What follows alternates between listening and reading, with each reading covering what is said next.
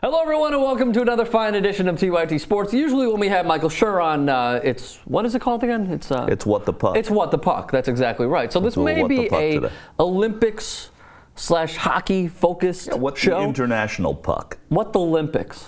Yeah, no. No. What the puck? What the puck? What the pucks with the Olympics? I'm glad that you're dictating how the show goes when you don't run anything. Because I know, but you have absolutely no control over this thing and no idea what you're doing. Okay, what the puck? What the pucks with the Olympics? I have you on here for stability, actually. So thank you for coming in and being my partner in crime. Good to be here. My PIC. So we start with the United States men's national hockey team. A 5-1 win over Slovenia. Phil Kessel had the natural hat trick. Yeah, natural hat trick, by the way, 3 goals in a row. Not just 3 goals in a game, but 3 goals in a row. And Joe Pavelski also had a fine amount of assists. I believe he had 3. What have you seen, by the way, so far from the United States men's national team? Nothing but good hockey. I mean, they're playing really well. They seem sound. You know, it's hard to judge how these opponents are. You know, I don't know if beating Slovakia or beating Slovenia is terrific. It's great. Beating Russia. But they're the teams you have to beat. Then you beat Russia, and that game was spectacularly good. It was exciting. It had, you know, we'll cover TJ Oshie a little bit. We'll cover the international play a little bit. But, I mean, so you have to be happy. These are the teams they have to beat, and they're beating. They're going to get to the medal round. It's going to be a little different. Still, I think the question marks are about the goaltending. I mean, you know, he's been great, you know. I don't know that I would have started him. I don't know that I wouldn't. I mean, it's a tough call for and Canada's in the same conundrum right now. I'd say a worse conundrum. The one thing for me going into this tournament for the United States men's national team was defensively. I know that they have the star power on offense. They have the Canes, they have the Kesslers, they have the Pavelskis, the Kessels, and whatnot, the Backuses that are physical in Olympic hockey, which I love seeing. But the big question for me was defensively. And out of anything, they have certainly shown up, and they played pretty well. And the other thing is when you have that 3rd and 4th line, you know, that is playing physical hockey. So what you're doing is you're making up for the defense by not putting as many scorers on your roster at the beginning. So I think that's the way they looked at the balance. So keep them in the neutral zone, keep your opponents in the neutral zone, not let them penetrate as much.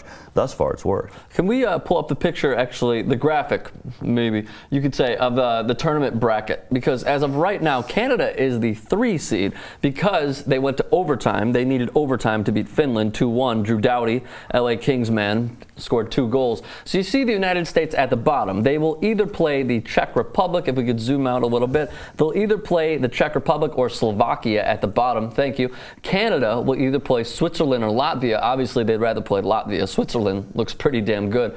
Jonas Hiller, goaltending. Russia against Norway. The winner will play Finland and Sweden. They don't have Zetterberg. They don't have Franzen, yet they still look good. They still have the 1 seed, and they will either play Slovenia or Austria. I expect, if we could leave this up for a second, I expect Sweden to go through.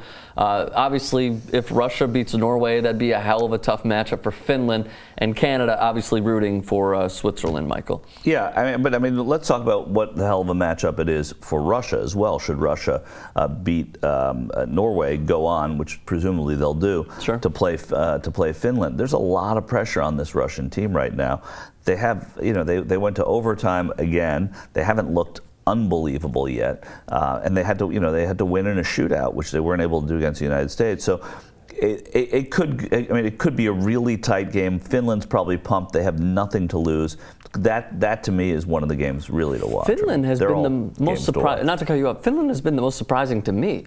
Maybe it's because I wouldn't say that I lack the knowledge, but I would say that I haven't seen them play in 4 years. I mean, since Vancouver. But what they have shown me is they're really good defensively. Yeah. And they are great. They are a great forechecking team. I mean, they have just shown me a real lot. Finland is one of the teams that takes advantage most, it has the most to gain from this wider, bigger rink, because a lot of what they do is a lot of their breakout plays involve using the entire rink. So these international rinks, which are bigger, which work to the Canadians and Americans' disadvantage, supposedly, though, you know, I mean, that hasn't hurt them in medals. You know, they play hockey. Sometimes they play on smaller rinks. Sometimes they play on bigger rinks growing up anyway. But Finland is a team that can take advantage of that. And listen, I think you know, Finland has been a medalist in Olympics past. It's not that shocking. I mean, if you were to see the Czechs or the Slovaks go on and do well and medal here, that would be really surprising because they're made up of so few of international, so few